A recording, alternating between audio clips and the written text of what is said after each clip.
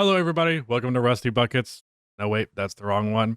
Hello, everybody. Welcome to Little Rusty Buckets. Subscribe to the channel, drop a like. Trying to hit 40k subs over here, so that subscription would be much appreciated. Also, go check out the new upload over on the Rusty Buckets channel, where we are going into further depth about the Kawhi Leonard Clippers scandal. With that said, I wanted to talk about a petty, unimportant Twitter beef, because that's exactly what this channel is built for. Trae Young apparently said some shit that pissed off Patrick Beverly in response to some shit that Patrick Beverly said, so let's just get into it. So, there was someone who had tweeted, like, what is it with NBA stars giving it their all in like these private gym runs, but then they can't actually even pretend to care during the All-Star game? Which I don't think the issues with the All-Star game are just as simple as the players don't care anymore, but it's no doubt that that is definitely a major facet, a major reason why the All-Star game has fallen off. I also think the league has done a poor job of making it seem like it matters, so it's hard to convince the players that it matters if it's a clown show from the league's perspective. But all that said, Patrick Beverly replied essentially that just the All-Stars don't value it enough, or they don't care enough. Let me actually just make sure I get the direct quote on that, because All-Stars take the game for granted. Not one All-Star on the court. Good bump.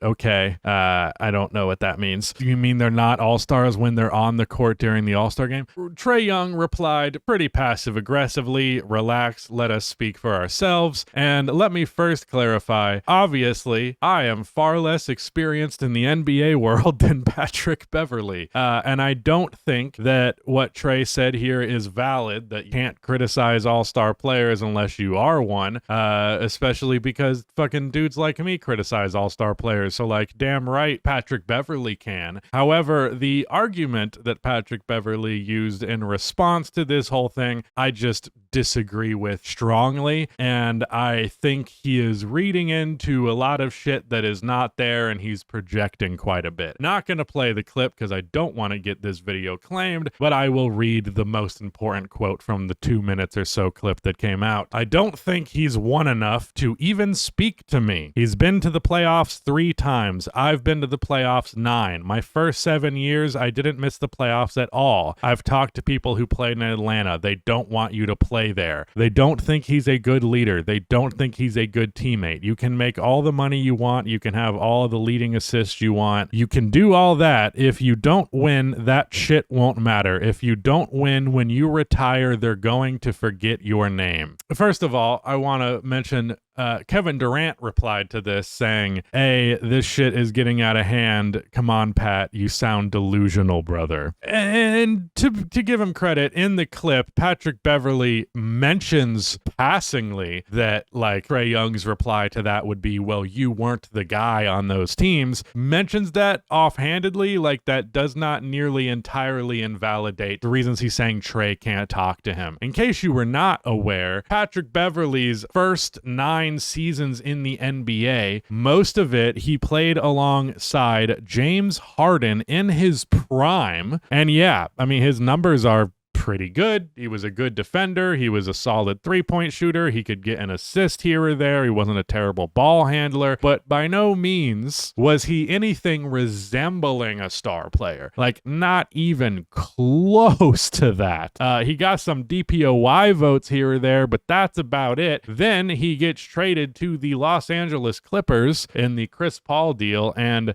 to give him credit there, well, in 2018, he played 11 fucking games, but 2019, that was the season. I think the Clippers missed it that first year, but the Clippers have been a team, as much as we clown on them, and I do clown on them on that on that Rusty Buckets video. Again, please go check that out if you have not already. But we're talking about a guy who is oftentimes coming off of the bench, oftentimes playing sub 30 minutes, and the Clippers have just perpetually been a playoff team, even in the middling years and between the Lob City era and the Kawhi era. So, like, he was a part part of it, no doubt, obviously. He's a starter more than he's not. This is an entirely uncomparable situation. I guarantee you, if Trae Young started his NBA career playing with a talent on James Harden's level, maybe not James Harden specifically because there'd be a lot of overlap with their game, but if he had a top 5 player in the NBA on his team for the first 5 seasons of his career, I'm quite confident he would have made the playoffs all 5 times. Trae Young has been on a terrible team that has had very little talent, and we are doing the thing again where we look at a situation that is obviously outside of the player's control and blaming it entirely on them because they're the star player. Exactly what Patrick Beverly is doing in this is the very privilege that comes from being a role player. Like the fact that if you lose, that shit's blamed on the star every time, even when he's trying to act like his winning puts him above Trae Young in some way. So you won as a role player. That makes you better than this guy struggling to win as an all-star? I don't think so.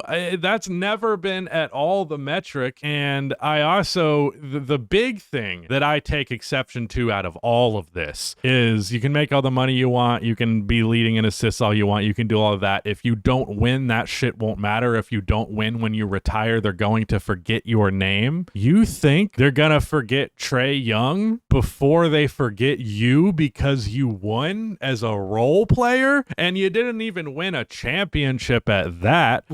50 win regular seasons as like the 4th most important player on a team, 3rd maybe if you want to be really generous, is going to be remembered more than a guy putting up 25 and 10 for multiple years, for a guy who, like, literally Trae Young's Eastern Conference final run is more iconic and more memorable all of Patrick Beverly's career combined. And someone highlighted this in the comments. Patrick Beverly's been in the playoffs 9 times. Trae Young has only been 3 times. Trae Young has considerably better all-time playoff counting stats, having played a third of the games Patrick Beverly has. 713 playoff points to 581. Obviously, the game's not all about putting up stats. I don't think it's as simple as that, but there are different tiers and there are different roles of players in the NBA. And while I don't think Beverly is invalid to criticize all-stars, like, I don't think Trae Young is right in this equation either. I think what he said was kind of shitty and petty, so I can't exactly blame Patrick Beverly for replying with something a little shitty and petty. But nevertheless,